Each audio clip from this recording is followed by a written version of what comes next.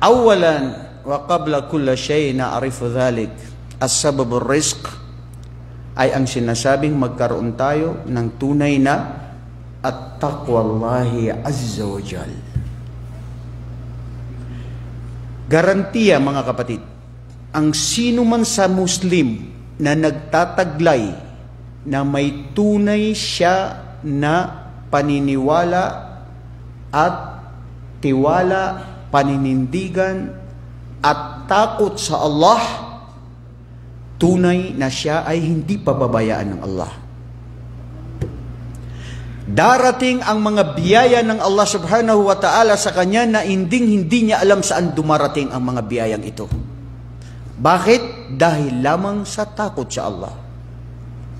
Sabi ng Allah subhanahu wa ta'ala sa Quran, وَمَنْ يَتَّقِ اللَّهَ يَجْعَلْ لَهُ مَخْرَجًا وَيَرْزُقُهُ مِنْ حَيْثُ لَا يَحْتَسِبُ.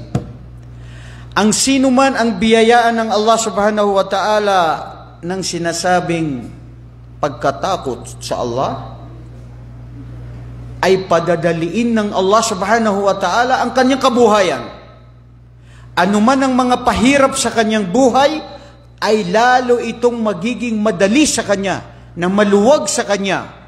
Maski ito'y pagsubok sa tingin ng mga tao o tingin niya sa sarili niya ang mga pahirap na ito, nadaraman niya na itong pagsubok na ito ay isang uri ng biyaya, habag at pagmamahal ng Allah sa kanya, at tinatanggap-tanggap ito ng maluwag sa kanya.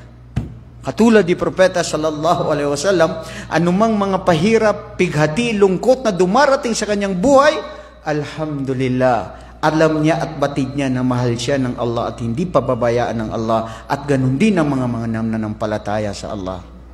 So hindi ibig sabihin, bro, anong pagsubok at hirap na nararamdaman mo ay pinapabayaan ka ng Allah. Gusto niya maging malapitin ka sa Kanya. Gusto niya na humingi ka sa Kanya. Gusto niya at makita kung gaano ka tunay na mananampalataya sa Kanya.